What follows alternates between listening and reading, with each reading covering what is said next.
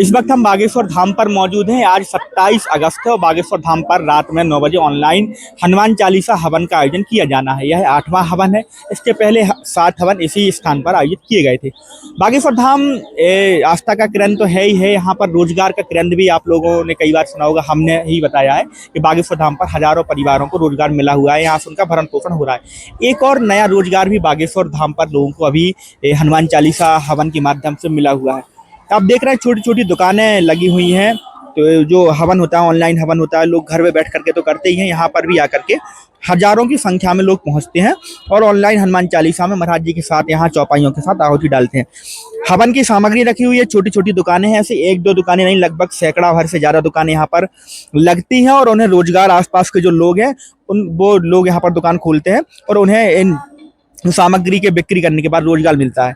अधिकांश इसमें सामग्री जो आप देख रहे हैं वो घर में होने वाली सामग्री, चाहे जौ हो, चाहे तिल हो, चाहे सरसों का तेल हो, चाहे वो लकड़ी हो, चाहे वो दीपक हो, तो अधिकांश घर की जो घर में उपयोग होने वाली वस्तु, दैनिक दिनचर्या में घर में उपयोग होने वाली सामग्री, उसको पैक करके उसको सजावट उसको बढ़िया तरीके से सजा करके यहाँ पर लोग लाते हैं और जो हवन करने के लिए लोग पहुँच रहे हैं उनको यहाँ पर उनकी सामर्थ्य अनुसार जो रहती है, छोटी सामग्री तो 10 रुपये, बड़ी सामग्री है तो 20 रुपये में बेच करके अपने परिवार का भरण पोषण कर रहे हैं।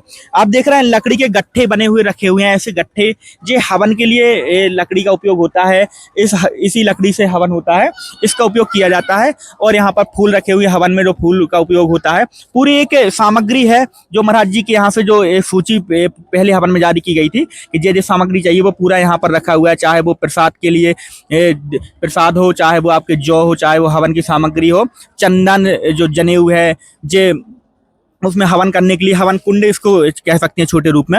यहाँ पर दीपक भी रखे हुए हैं, धूप बत्ती भी है, तो तमाम तरह की हवन में उपयोग होने वाली सामग्री यहाँ पर रखी हुई है। और यहीं स्थानीय लोग हैं जिन्हें रोजगार यहाँ बागेश्वर धाम से मिल रहा है। हम उनसे बात करेंगे क्या क्या सामग्री है और कहाँ से आई है। क्या नाम है आपका? शीला हेरवाल।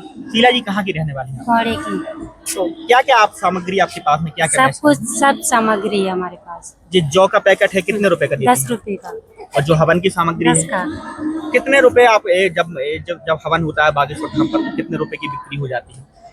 हो जाती है 1000 खाड़ की हो जाती है, कभी 1500 की हो जाती है, ऐसी हो जाती है। तो ये सब घर की सामग्री अधिकांश उसमें? हाँ, ये घर की है, ये घर का है, ये अलग घर का है, ये घर का है और सब खरीदा है।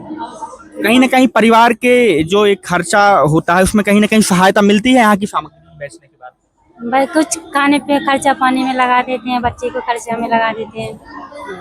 तो ऐसी 1-2 महिलाएं नहीं हैं बल्कि बाकायदा ऐसी पूरे में दुकानें लगी हुई हैं। आप देख रहे हैं वहाँ पर भी स्थानीय लोग हैं, छोटी छोटी दुकानें लगी हुई हैं।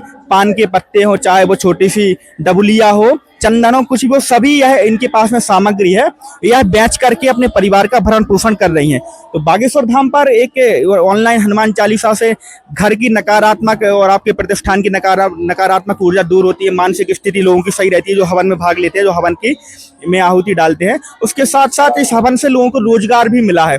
तो बागेश्वर धाम पर एक नया रोजगार यहाँ पर ऑनलाइन हवन से भी लोगों को मिला है। घरों की नकारात्मक ऊर्जा दूर होने से उनके साथ साथ उन लोगों को रोजगार भी मिल रहा है। यहाँ पर आस्था के केंद्र के साथ साथ बागेश्वर धाम रोजगार का केंद्र भी बना हुआ है। बुंदेलखंड पलायन का क्षेत्र है, यहाँ वही परिवार के लोग बैठे हैं अधिकांश जो कभी दिल्ली, जम्मू या अन्य बड़े बड़े शहरों में कमाने के लिए अपने घर छोड़ करके जाया करते थे, लेकिन अब बागेश्वर धाम पर छोटी छोटी सी दुकान लगा करके, चाहे वो फूल बेच रहे हो, चाहे माला बेच रहे हो, चाहे ऑनलाइन हवन की सामग्री बेच रहे हो, हनुमान चालीसा हवन की, उन्हें कहीं ना कहीं रोजगार मिला है। और सबसे अच्छी बात तो ये है कि यहाँ महिलाएं भी हैं, पुरुष भी हैं और उनके बच्चे भी बैठे हुए हैं, क्योंकि अभी छुट्टियां हैं, रक्षाबंधन की छुट्टी है, तो उसको बच्चे भी स्कूल नहीं गए, तो वो भी बैठ करके यहाँ पर अपने परिवार का भरण पोषण में कहीं ना कहीं सहयोग कर रहे हैं।